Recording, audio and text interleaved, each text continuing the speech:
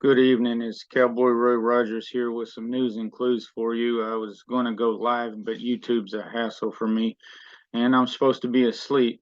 So I'm going to try to quickly provide you information that Doug Thompson of Uncommon News 777 called me an hour or so ago about a X-class solar flare that is Earth-facing, so that it will affect our Earth. It can very likely affect our communications, but also possibly our electric power grid. So I need to be able to do what I can to bring your attention to where else to look for information so that you can get what you need to know. Maybe tomorrow I can put the links if you're not looking them up yourselves. Timothy Skov, Space Weather Woman, is personally one of the best channels for space weather, but I see she's not been putting information recently. She includes how these flares and so forth can affect the excuse me, affect the communications, your ham radio, and also any good news for those aurora watchers. And this thing is being a nuisance. Sorry, it was being more helpful before we started here. Please look into Brian Gunderson's new YouTube channel.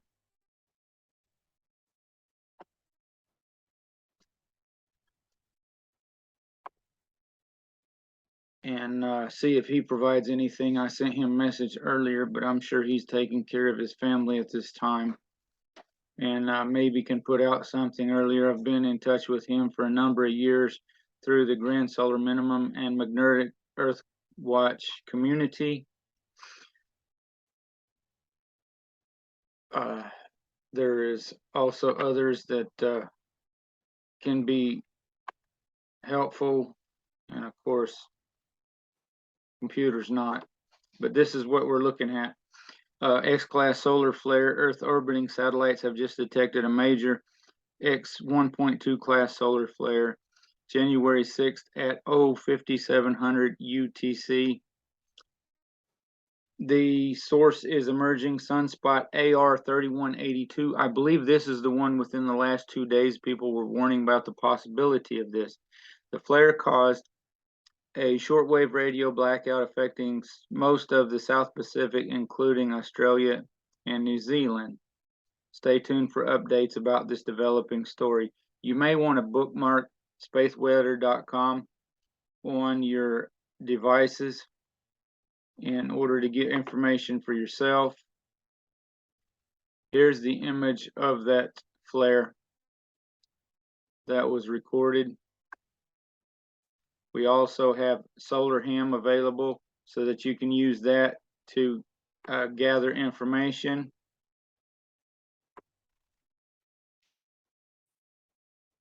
And I do believe this here goes X-ray flux is where the screenshot that I was sent by Mr. Doug Thompson of Uncommon News 777 came from, showing this nice lovely spike here that can directly affect mammals, including humans. The solar particles that come off can affect us physically, even mentally. One of the kind gentlemen in one of the chat groups I'm in mentioned on the first day it'd be best to stay inside if you can. You at least stay covered, learn what you can do. The reason I must bring this to attention is because of how this can affect our grid And if this thing won't completely be a pain in the tail, we'll find what I need to show you here. This is my electric power grid playlist. Please check it out. Before I open it, I will show you, well, I thought I was going to show you Green Greg's video, Grid Down EMP Prepping, which is an important one to be familiar with. I have started a magnetic pole reversal playlist, but I haven't had a chance to add much to it. This is something else on 12,000 year cycles that's coming our way sometime in our future. Maybe if not us, maybe our children or grandchildren or something, or who knows, we could see this in the next few days. Where are we at here?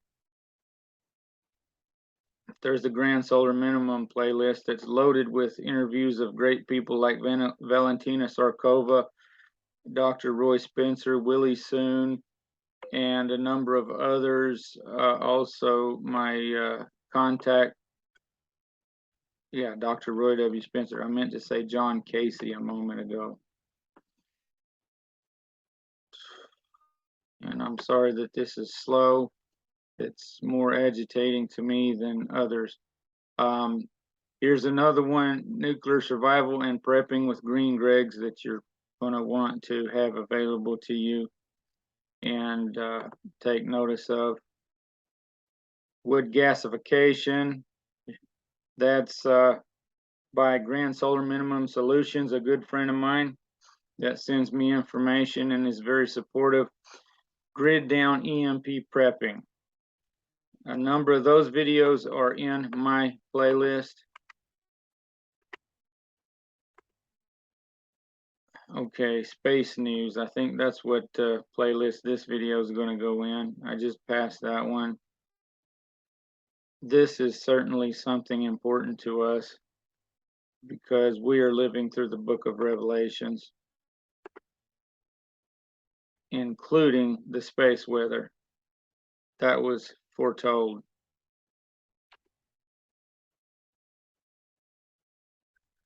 Oh, excuse me, you need to be quiet, please. Please scroll through this and see what'll be most helpful to you, because Greg has put a lot of information out, but so have some others, including our friend and fellow board member of Freedom Restoration Foundation, Sustainable Stewards, Miss Stacy Zavicki. I've even got one by Ice Age Farmer. Just please be aware that he gets a little over dramatic and doesn't do farming. Check out my farming playlist for farmers. So back to this here. This can affect us dramatically. It can cause navigation issues for GPS. It can cause issues for ham radio and other communications, including our military and other air traffic controls and so forth. It can affect our electric power grid. That playlist and all those videos explain about it. I have a backup electricity playlist that you can see. There's one issue, hello, what's going on with that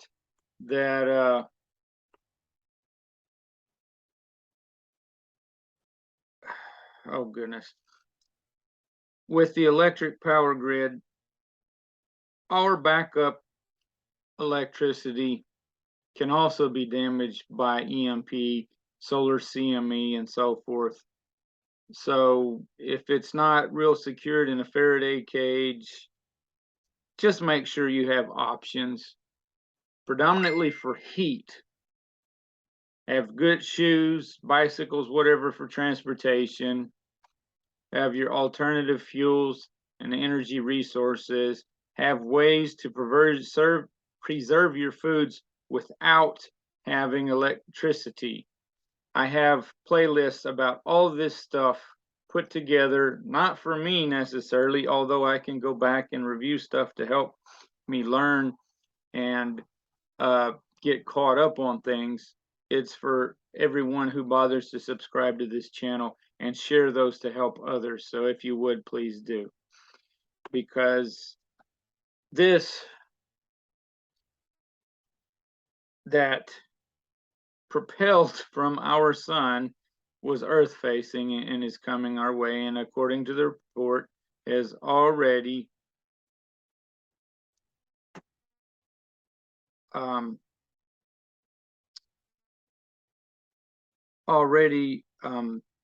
affected satellites. So this is one of the most used websites by individuals providing space weather information. So like I said, you may want to check these out. I'll do what I can, but I can only hang out so long for early trucking in the morning, and hope my truck keeps on going. I do believe I put a video out on the small Faraday cage I made to carry an extra ECM and a extra sensors and so forth of my engine. So say, for example, just the electronics, the computer chips are knocked out. Maybe I can take an hour or two to change all those parts if the wiring is not fried and if the batteries aren't ruined, to where maybe I can truck on back home. If not, that's why we all carry bug out bags. That's why we should. I carry a backpack with a multitude of things and other stuff in separate bags. So depending on whatever weather or situation I'm in, I can relocate things, jam them in there, and grab my defense items and my machete for getting firewood or getting through brush or whatever, and my little shovel, and get moving.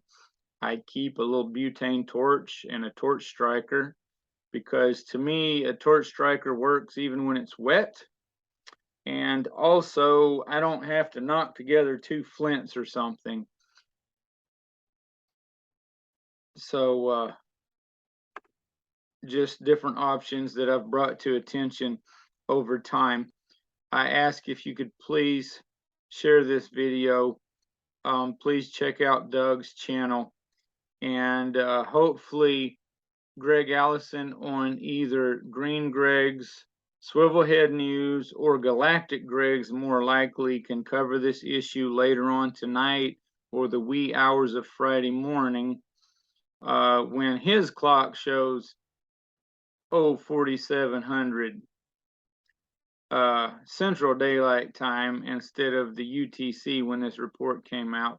So I thank you, and I wish you a blessed day. Please pray for yourselves, your families, and your neighbors, as well as all the rest of us, in all things needed. I wish you may be blessed through the name of Yeshua by our Heavenly Father, Yahweh, Jehovah God. Thank you.